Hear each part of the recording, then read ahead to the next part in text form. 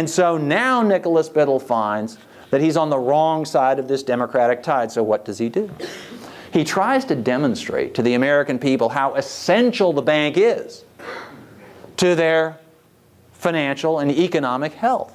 And he did this by engineering a financial panic to show that the country needed the Bank of the United States. And he cranked up interest rates, and people found they couldn't renew their mortgages, they couldn't pay their debts, and they came to Andrew Jackson asking for relief. Mr. President, we're dying. You must give us assistance. And he said, don't come to me. Go to Nicholas Biddle. Nicholas Biddle has the millions. He's got the money. Go complain to him. Jackson knew what he was doing. He knew perfectly well that in this test of wills, he and the people of the United States would win. Nicholas Biddle found that his political support was eroding. You may recall in the 1990s when there was a face-off between Bill Clinton and the Republican Congress over a budget bill. And you may recall that for a couple of times the U.S. government had to shut down because there wasn't money and federal workers had to go home. And each side was betting that the public would blame Newt Gingrich and the Republican Congress were hoping that the public would blame Bill Clinton, and Clinton was counting on the fact that they would blame the Republicans. And in this case, Bill Clinton was the one who had a better gauge of how popular opinion would play out. Jackson understood the same situation. Jackson understood that he had Biddle in a position where Biddle would have to take the blame for this. Jackson escalated the matter after he won re-election, defeating Henry Clay, by deciding to destroy the Bank of the United States. He blamed Biddle for engineering this financial panic, which simply demonstrated to Jackson how irresponsible the bank was and how even more antithetical than ever the idea of this private bank in the hands of people like Nicholas Biddle was to the whole idea of American democracy. So Jackson declared war on the Bank of the United States. He very quietly arranged to withdraw the federal funds from the Bank of the United States. What made the bank so powerful was that it had all the revenues of the federal government. And so it was 5 times, 20 times the size of the next largest bank in the United States. And it was the only nationally chartered bank, the only bank that could operate in all the states. But without money, it couldn't do anything. Biddle got wind that this was afoot, and Biddle threatened financial retaliation against any state bank that accepted the deposits that Jackson withdrew from the Bank of the United States. So once again, it was a titanic clash of wills. As Jackson said to his new vice president, Martin Van Buren, he said, "The bank, Mr. Van Buren, is trying to kill me. I will kill it." And he did.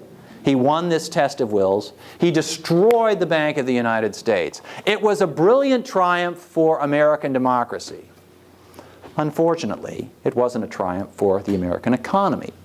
And turned out that Biddle was right, up to a point, in that the American economy did need this guiding central hand. Jackson got out of office before the fallout from the closing of the Bank of the United States was fully felt. But in the summer of 1837, there was something that was called the Panic of 1837. Which was a result of the credit contraction after the collapse of the Bank of the United States. So the moral of this story is, at least this part of the story is, that presidents who have the right enemies can accomplish important things. They can get things done. They can destroy the Bank of the United States. Is that always a good thing? Well, in this case, probably not. It would be another 70 years before the United States would have any replacement for the Bank of the United States. And this was the Federal Reserve System, which we've had now for nearly 100 years.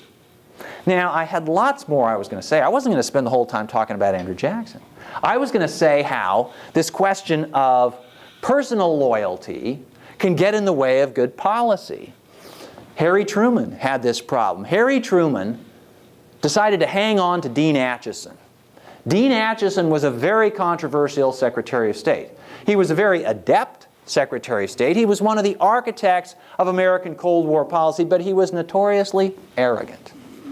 Whenever he went to Capitol Hill to try to explain a new policy to Congress, he made the members of Congress people who were otherwise favorably disposed to the Truman administration. He made them feel as though he was looking down on them, because he was. He thought he was smarter than everybody else. Well, this might be fine if you don't have anything to do with the folks who control the purse strings.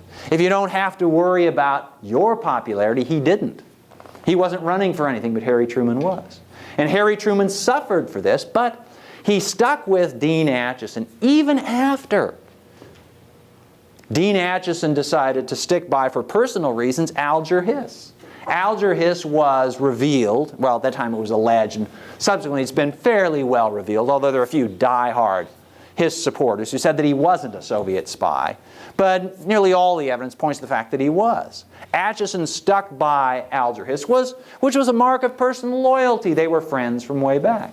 But Hiss didn't deserve the loyalty, and honestly, Acheson didn't deserve the loyalty from Truman. We saw the same kind of situation when the current president, George W. Bush, stuck by Secretary of Defense Donald Rumsfeld, after Rumsfeld became a lightning rod for various failures in the Iraq War.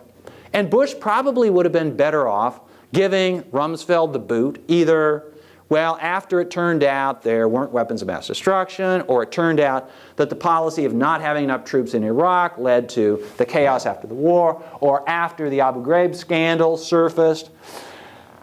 But Bush hung on to Rumsfeld, and this, I think, was out of personal loyalty. These are the people who supported me, I will support them. But it just goes to show that presidents need to know when to throw people overboard. They need to know that the code of ethics that guides you in personal relationship, that's not the same code of ethics that will serve you, your administration, or, and here's the key point, the country when you're president. I'll give an example to summarize this, then I'll stop and ask you if you have questions. If you want to ask me what this says, for example, about the current political race, I'll let you ask. But Planning a question? pardon me? Planting a question? No, not necessarily. But the point here is that sometimes presidents have to rise above their personal codes of ethics. And the best illustration, I think, of this would be the fact that for an individual, pacifism, the principled turning of the other cheek when someone does you wrong, that can be a very high-minded and laudable approach to interpersonal relations. And for those people who carry it to the point of, if someone comes at me with a gun, I will not resist. And I would rather die than inflict violence on somebody else. If you want to follow that code of ethics in your private life, you're more than welcome to, and I might praise you for doing it. But if that's your belief, you have no business running for President of the United States. Because as President of the United States, your responsibility is more than to yourself. And here's where I'm really going to make a point that I hope is provocative. It's more than to your own conscience. You should not always listen to your own conscience, because you have a responsibility for 300 million people. And nobody made you take this job. Nobody made you run for president.